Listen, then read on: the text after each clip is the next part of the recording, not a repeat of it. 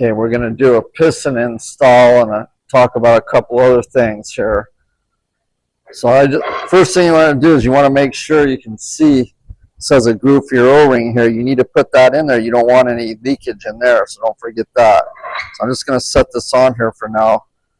Okay, I'm going to take off the old seal and take a screwdriver. This is a Sirvon piston seal and just crack it.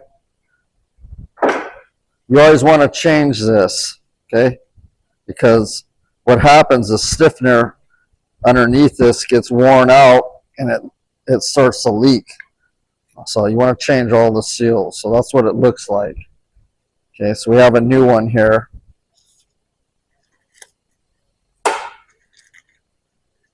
You're going to take this, put the new stiffener underneath. Make sure it's not rolled when you get it in there. Okay. Usually this would be on. Now the reason I don't have this hammered on yet is I'm going to take it over to the nut breaker and tighten it, because it's going to take a little more than an impact. What I do is I take a 210 O-ring, and sometimes I go to the vise and do this. We'll see if I can do it here. But you're going to use that and just kind of roll this thing on. Sometimes they'll break. That's why you got to have it, and it stretches them out. Okay, see how it's loose on there? Okay, so it's in there, but it's a little bit loose, and you want to get it in that groove. Then you take the seal clasper, this little tool here, and you're going to set this down because I stretched it out. Now, if you don't have this thing, you could use you're in a jam and you wanted to seat this thing, you could use a hose clamp, or you could take some black electrical tape and put it on there. Okay, so that's basically that. Then you have this cushion spring, which I replaced the spring. I bought a bunch of these springs because they're always broken. What this does, this will go in here at the end, but I don't do that until after I put the nut on with the nut breaker, because it won't go over. You do this last, and you want to Locktite this in. Okay, it's because you don't want this coming out in the cylinder, and you want to make sure you get in. If this comes out in the cylinder, it'll smash down, it breaks off, and all kinds of stuff. But what this does, there's a ports in the bottom of the barrel. This goes in the hole and chokes it. Okay, it chokes it when it hits. It's like a cushion, so it doesn't slam down where the oil escapes. It chokes it so it goes out real slow. When it hits out, it really slows this down and keeps the piston from banging like that. But I get them all the time. The spring's broken and then they don't really work properly, so that's why they have to be changed. So that'll be put in after. So I'm just showing you here. So I'll let this sit on for 10 minutes. This thing locks that on there. Okay, then let's talk about the Locktite. Okay, I used to use a lot of this 271 Locktite brand. Okay, this is a different brand here. I'm just showing you. It's like a Chinese brand. And then, it's about $30 a bottle for this stuff. And I use a lot of it. Then I went to this Locktite, which is a hydraulic type sealant.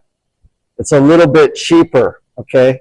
The problem with these, that you use them and this thing gets all clogged up, then pretty soon you can't get it out. You're always having to stick wires down there, and every time you go to use them, they get all jacked up.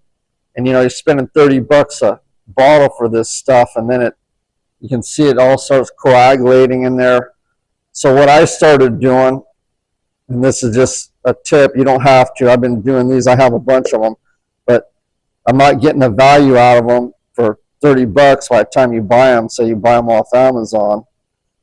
You let them sit. We're using them every day, and then every time I try to quote, this is what this has, a little thing, you pull this in and out, but then it doesn't come out. Okay, it's a real pain in the ass. So I started going to these little ones. They're cheaper, and I can get 3 or 4 cylinders out of one of these things and just toss it, and you just cut the top off, and it just comes out real easy. So, but I won't do it now. I'll do it just before I put this on the nut breaker over there. I'll put this on the threads and then I'll tighten it down. That way it seals and it's set. I don't want to put it on, impact it, and then go over there and turn it again while this stuff is dried up. So I'm going to wait, but I'm just showing you.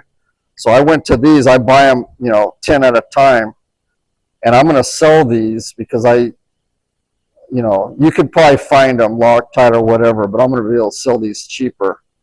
But if you're doing a lot of cylinders, I'm just saying that I find it's better to use this than these because the way these things clog up every time, like I said, I go use it and then it's always a problem. I got to sit there and try to get it out and all that, and you end up spending a lot of money. So it's just better to go this way with the red 271. I pretty much use all that. I have some blue Locktite, but when it comes to these cylinders, I don't want them coming off. Okay, and we'll break or bar them and everything. I've seen that in the past. Some things, funny things happen. You get someone that doesn't have the experience and they do something like that. Next thing you know, a rod's laying on the highway or whatever on a job site because they didn't torque it down properly, and then guess what?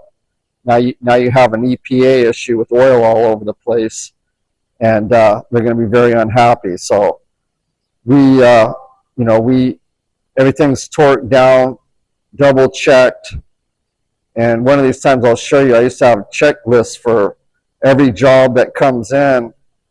My guys would have to go through a checklist, and then we have like a 3-system check where another guy would check the test and everything. And they check all this stuff off to make sure they did it. And we started doing that, and it stopped a lot of the problems.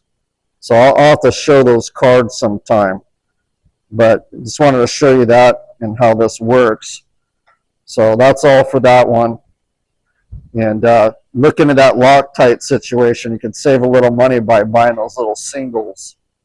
Especially if you're only doing it here and there, and you have a big bottle, you're going to open it up and that stuff's going to get caught in the little spout there, and then you go use it a month later and it's all hardened up. So that's why I'm saying to use the little ones to save some money.